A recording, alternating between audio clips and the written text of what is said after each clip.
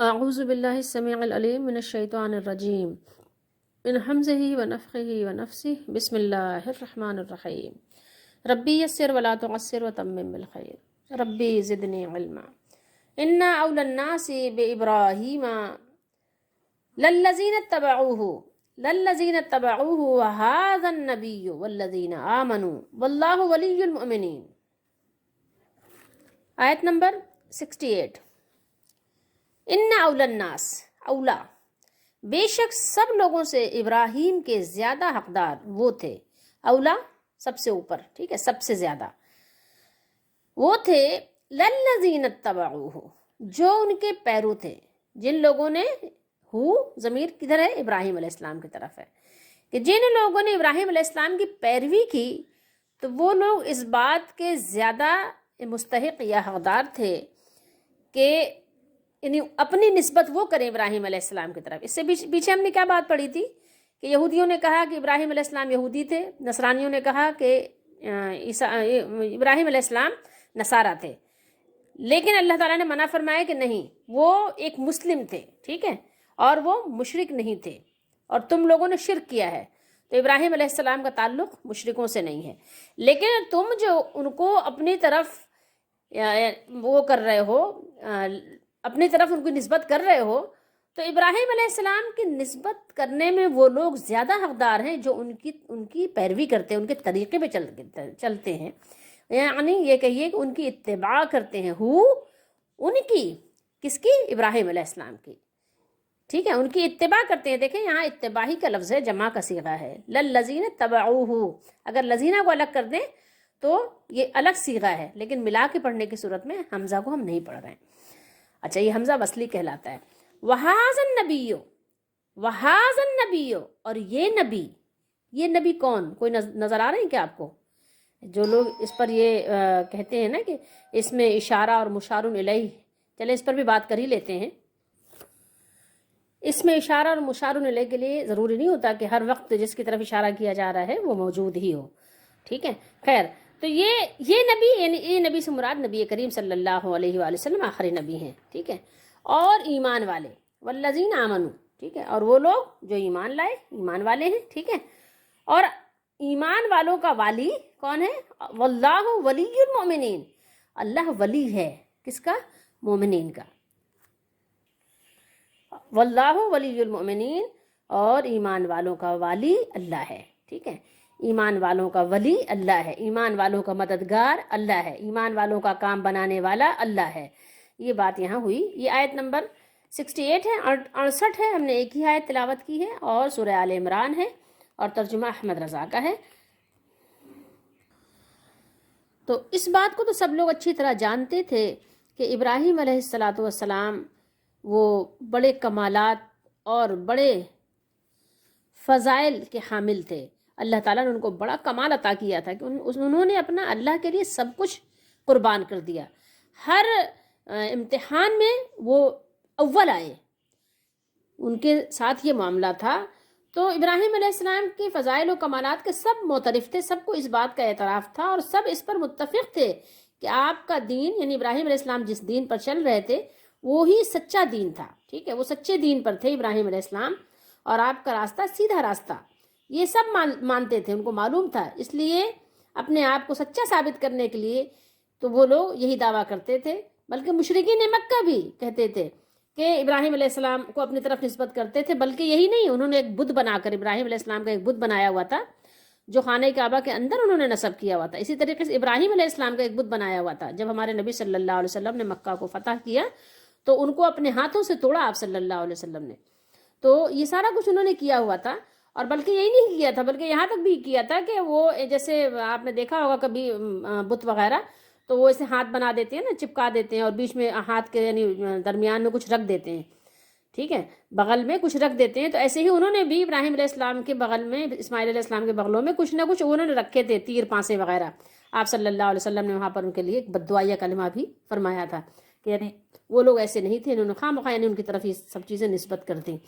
تو یعنی وہ سب اس بات کے یعنی دعوے دار تھے کہ ابراہیم علیہ السلام یعنی ہمارے تھے، ہمارے دین کے پیرو تھے، اور ہم ان کے دین پر ہیں تو گویا کہ ہم سچے ہیں، ٹھیک ہے، تو وہ یہ سب، تو اللہ تعالیٰ نے ان کی ان سب باتوں کو غلط ثابت کرنے کے لیے اس کو اللہ تعالیٰ نے گمراہی ثابت کرنے کے لیے کہ تم یعنی گمراہ لوگ ہو، تو یہ جو تمہاری یہودیت ہے اور عیسائیت ہے اور یہ تمہارا جو شرک ہے، یہ سب بات کی پیداوار ہے۔ ابراہیم علیہ السلام اس سے بالکل یعنی بری و ذمہ تھے، اور آپ کا زمانہ تو ظاہر ہے تم سے صدیوں پہلے کا ہے، تو جب یہودیت اور نصرانیت کا کہیں وجود بھی نہیں تھا، تو اس لیے ان کو یہودی یا عیسائی کہنا یعنی کوئی عقل کا تقاضا بھی نہیں ہے کہ آپ کوئی کہیں کہ ہاں کوئی عقل والی بات ہے، یہ بھی عقل سے بالکل بہت دور بعید بات ہے۔ تو جو لوگ اہل اللہ ہیں، جو لوگ اہل حق ہیں، جو لوگ اللہ والے ہیں، جو لوگ ربانیین ہیں، اللہ کے بتائے ہوئے طریقے پہ چلنے والے ہیں، انبیاء علیہم الصلوۃ والسلام اور ان کے تابع دار، تو ان لوگوں سے تعلق اور تقرب یعنی ان سے قربت، ان سے قریب ہونا اور ان سے اپنا تعلق ظاہر کرنا، اس پر نہیں ہے کہ ہم ان سے اپنی وابستگی کے طویل و عریض دعوے کریں، ہم کہیں کہ جناب ہم صدیقی ہیں، ہم فاروقی ہیں، ٹھیک ہے، ہم محمدی ہیں صلی اللہ علیہ وسلم۔ لوگوں تمہیں کیا پتا، تمہیں کیا پتا، سب سے زیادہ ہم جو ہے محمد صلی اللہ علیہ وسلم سے قریب ہیں صلی اللہ علیہ وسلم، فداہ امی وابی۔ تو ہم دعویٰ کریں کہ ہم یہ ہیں، ہم وہ ہیں، ہماری کیا بات ہے، تو یہ دعوے کام نہیں آئیں گے، ٹھیک ہے۔ دعوے کب کام آئیں گے؟ جب ہمارا عمل بھی ویسا ہی ہو۔ تو دعوے تو بہت لوگوں نے کیے، دعوے کرنے سے کیا ہوتا ہے کہ آپ کیا ہو، آپ نے دعویٰ کیا کہ آپ یہ ہو وہ ہو، لیکن آپ کا دعویٰ دلیل مانگتا ہے، ٹھیک ہے۔ جب تمہارے پاس دلیل نہیں ہے بلکہ الٹا برعکس اس کے خلاف تمہارا عمل وہ گواہی دے رہا ہے، وہ منہ بولتا ثبوت ہے، تو پھر تمہارے دعوے کچھ کام آنے والے نہیں ہیں۔ تم کتنا ہی اپنا قرب ظاہر کرو کہ تم یہ ہو اور تم وہ ہو، تم مدنی ہو، تم مکی ہو، ٹھیک ہے، تم جو ہے قرشی ہو، تم ہاشمی ہو، ٹھیک، تم محمدی ہو، تم جو بھی تم دعویٰ کرو، ٹھیک ہے، تم صحابہ کرام کے طریقے پہ چلنے والے اپنے آپ کو کہو، ٹھیک ہے، تم کہتے ہو نا کہ ہم صحابہ کرام کے طریقے پہ چلنے والے ہیں، ہمارا گروہ، ہر گروہ یہی کہتا ہے نا، اور کام تو اس کے الٹ کر رہے ہو، جو صحابہ نے کیا تھا وہ کر نہیں رہے ہو، ٹھیک ہے، وہ اس کی تعویل کر لیتے ہو۔ بلکہ اب تو اتنی جرت ہو گئی ہے، اتنا یعنی کہنا چاہیے کہ بے باکی آ گئی ہے کہ نعوذ باللہ استغفر اللہ، آرام سے کہہ دیتے ہیں کہ قرآن کا ظاہری معنی، قرآن کا ظاہری معنی کیا، قرآن کے دو معنی ہیں، ایک ظاہری ایک باطنی؟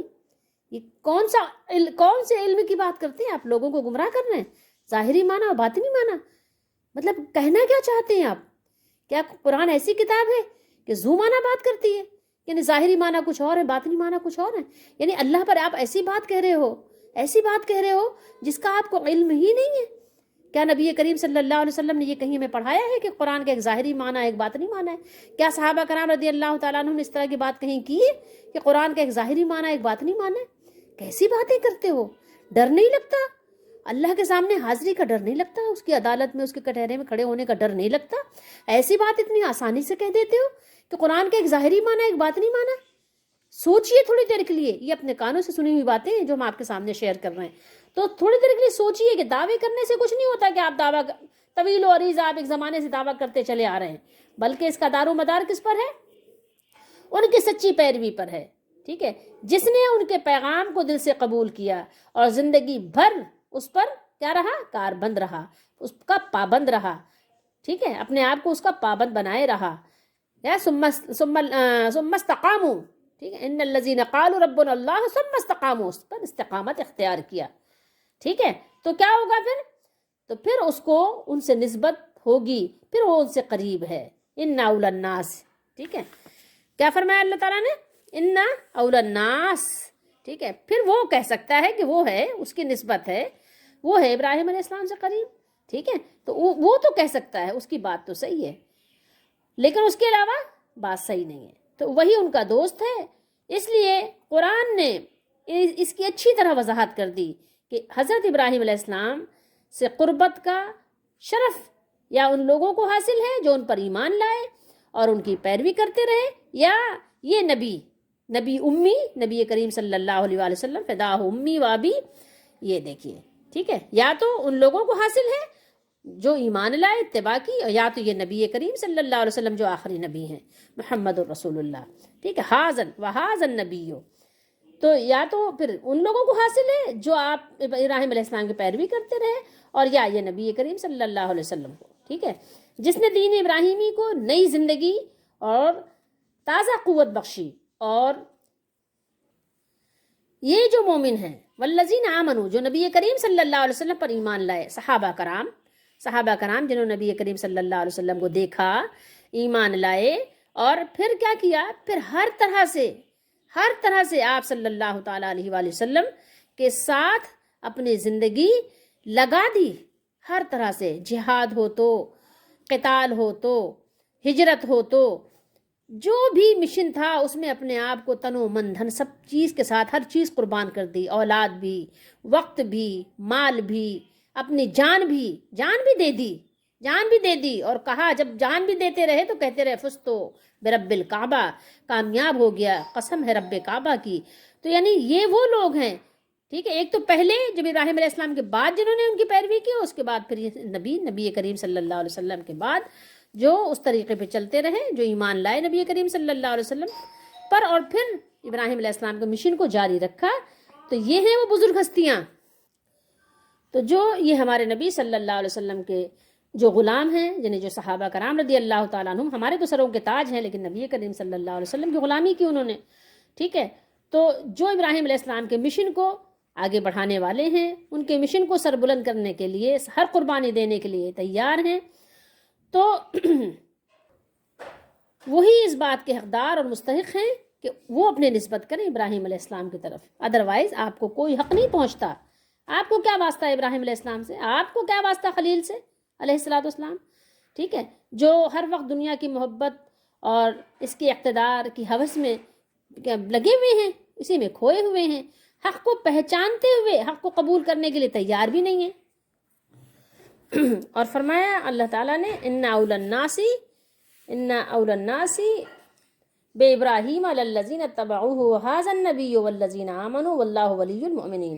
بے شک ابراہیم علیہ السلام سے قرب رکھنے والے تو وہ لوگ ہیں جو ان کی پیروی کرتے ہیں، اور یہ نبی صلی اللہ علیہ وسلم، اور وہ لوگ جو ایمان لائے ہیں، اور اللہ مومنوں کا دوست ہے. اللہ مومنوں کا دوست ہے، اللہ مومنوں کا ولی ہے، ٹھیک ہے. اور اللہ تعالیٰ فرماتا ہے کہ ابراہیم خلیل اللہ علیہ السلام کی پیروی کے سب سے زیادہ حقدار تو وہ لوگ ہیں جنہوں نے ان کے دین کی اتباع کی، اور یہ نبی محمد صلی اللہ علیہ وسلم اور آپ کے ساتھ ایمان لانے والے آپ کے صحابہ کرام رضی اللہ تعالیٰ عنہم، مہاجرین و انصار، اور ان کے بعد آپ کی پیروی کرنے والے، ٹھیک ہے. ان لوگوں کے، ان بزرگوں کے گزر جانے کے بعد جن لوگوں نے اسی قدم پر قدم رکھ کر چلنے کی کوشش کی، چلے اسی کی اتباع کی جو رسول اللہ صلی اللہ علیہ وسلم لے کر آئے تھے،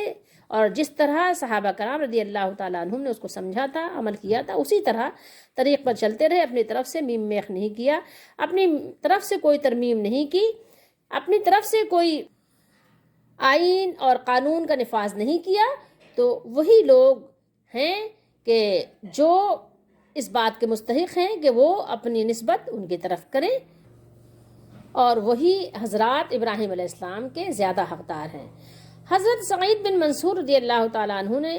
بیان کیا کہ ابن مسعود رضی اللہ تعالیٰ عنہ روایت کرتے ہیں، بیان کرتے ہیں کہ رسول اللہ صلی اللہ علیہ وسلم نے فرمایا، یہ ترمذی شریف کی حدیث شریف ہے جو میں آپ کو سنا رہے ہیں. آپ صلی اللہ علیہ وسلم نے فرمایا، انا لکل نبی ولاتم من النبیین و انا ولی منہم ابی و خلیل ربی. فرمایا آپ صلی اللہ علیہ وسلم نے، ترجمہ اس کا یہ ہے کہ ہر نبی کے نبیوں میں سے قریبی دوست ہوتے ہیں، نبیوں میں سے، نبی کے نبیوں میں سے قریبی دوست ہوتے ہیں، یعنی ان کے اپنے حلقہ، ان کا حلقہ کیا ہے، نبی کا حلقہ کیا ہوگا، نبی ہی ہوں گے. تو ان کے جتنے ہیں، یعنی نبی کے نبی ہی قریبی دوست ہوتے ہیں ہر نبی کے. اور ان میں سے میرے قریبی دوست میرے باپ، میرے ابی، میرے ابا، میرے بابا، کون؟ وہ ہیں، کیا کہتے ہیں، میرے باپ اور میرے رب کے قریبی دوست، ٹھیک ہے، میرے رب کے، وہ خلیل و ربی، قریبی دوست ابراہیم علیہ السلام ہیں. پھر آپ نے اس آیت کریمہ کی تلاوت فرمائی، ان اول الناس بابراہیم. اور پھر یہ جو آگے اللہ نے فرمایا، واللہ ولی المؤمنین، اللہ تعالیٰ ان تمام مومنوں کا قریبی دوست ہے جو اس کے رسولوں پر ایمان لانے والے ہیں. اللہ کن لوگوں کا دوست ہے؟ اللہ تعالیٰ کن لوگوں کا ولی ہے؟ کن لوگوں کا کام بنانے والا ہے؟ کن لوگوں کو جہنم سے بچانے والا ہے؟ کن لوگوں کو جنت میں داخل کرنے والا ہے؟ وہ لوگ جو تمام نبیوں پر اور پھر آخری نبی محمد رسول اللہ صلی اللہ علیہ وسلم پر ایمان لانے والے ہیں، اللہ ان کا ولی ہے۔ اچھا، اب آئیے ہم یہ حاضن نبی و حاضن نبی ہو، اس میں اشارہ اور مشار الیہ پر تھوڑی سی بات کر لیتے ہیں، کیونکہ اسی بات کو لے کر، اس میں اشارہ اور مشار الیہ کو لے کر ایک دین میں پوری نئی بات گڑھ لی گئی ہے، اور جس پر یعنی ایک بہت بڑی تعداد عمل پیرا ہے اور یقین رکھتی ہے اس بات پر، تو ایک دین میں نئی ایک دخل اندازی کی گئی ہے، اور جس کی وجہ سے عقیدے میں خرابی پیدا کی گئی ہے۔ تو آئیے اس پر ذرا دیکھتے ہیں حدیث شریف کی روشنی میں، اور تھوڑی سی اس پر بھی ہم بات کر لیتے ہیں۔ وَحَاذَا النَّبِيُّ، دیکھ لیجئے گا کیا ہے، یہ نبی، ٹھیک ہے، یہ نبی ترجمہ ہے یہاں پر بھی۔ اب یہ نبی سے اگر آپ یہ بات لیں کہ نبی کریم صلی اللہ علیہ وسلم یہاں موجود ہیں، تو پھر آپ نے دیکھنا ہوگا، ٹھیک ہے، کہ یہ نبی، ٹھیک ہے، تو سب کو معلوم ہے کہ جب ہم یہ تلاوت کر رہے ہیں تو یہ نبی صلی اللہ علیہ وسلم یہاں موجود نہیں ہے۔ کسی کا بھی یہ میرا خیال میں عقیدہ نہیں ہوگا کہ جب ہم یہ تلاوت کرتے ہیں کہ وَحَاذَا النَّبِيُّ، تو ہمارا کبھی بھی یہ عقیدہ نہیں ہوتا کہ ہم نبی کریم صلی اللہ علیہ وسلم کی طرف اشارہ کر رہے ہیں کہ وہ آپ بیٹھے ہوئے ہیں، ٹھیک ہے، یا یہ آپ بیٹھے ہوئے ہیں۔ یہ حاضہ تو قریب کے لیے استعمال ہوتا ہے، لیکن کبھی دور کے لیے بھی ہو جاتا ہے۔ اور دیکھیے آپ یہاں ترجمہ یہ پیر صاحب کا ہے، پیر صاحب نے یہی ترجمہ کیا ہے، ٹھیک ہے، اور آپ دیکھ لیجیے، جس کا بھی کھول کر دیکھنا چاہیں، حاضہ کا ترجمہ کیا کیا ہے، یہ نبی، ٹھیک ہے، اور جو ایمان لائے، ٹھیک ہے، یہ بھی بریلوی ہیں جن کا ترجمہ ہوا ہے، یہ میں آپ کو دکھانا چاہ رہی ہوں۔ دیکھیں وحاذا النبیوں سے جو ایک عقیدہ گڑھا گیا، آئیے میں اس پہ آپ کو دکھاتی ہوں کچھ حدیث شریف۔ دیکھیے یہ حدیث شریف ہے، حدیث نمبر ہے بخاری شریف کتاب الجنائز، ٹھیک ہے، 1338۔ حضرت انس بن مالک رضی اللہ تعالیٰ عنہ اس کے راوی ہیں، اور نبی کریم صلی اللہ علیہ وسلم نے فرمایا، عن النبی صلی اللہ علیہ وسلم قال، العبد، یعنی جب بندے کو، جب انسان کو، جب جو ہے مرنے والے کو، جب آدمی کو، اذا وضع فی قبرہ، جب اس کو رکھ دیا جاتا ہے، وضع فی قبرہ، اس کو اس کی قبر میں رکھ دیا جاتا ہے، ٹھیک ہے، تو یہ اس کے بیان میں ہے، اور ظاہر ہے میں زیادہ یہ پوری احادیث آپ کو سناؤں گی تو تھوڑی طویل ہو جائے گی، میں آپ کو اسی سوال کی طرف آ رہی ہوں جس کے بارے میں لوگوں نے عقیدے گڑھے ہوئے ہیں۔ تو آئیے اس کی طرف، جب اس کے پاس دو فرشتے آتے ہیں، اور اس کے یعنی فرشتے آنے کے بعد جو سوالات کرتے ہیں، ٹھیک ہے، تو اس کا یہ سوال ہم آپ کو یہ بتانا چاہ رہے ہیں کہ یہاں پر بھی حاضر رجل ہے، ہم نے آپ کو قرآن میں دکھا دیا سورہ آل عمران میں حاضر نبی۔ تو مرنے والا، قبر میں لیٹنے والا کیا سنتا ہے،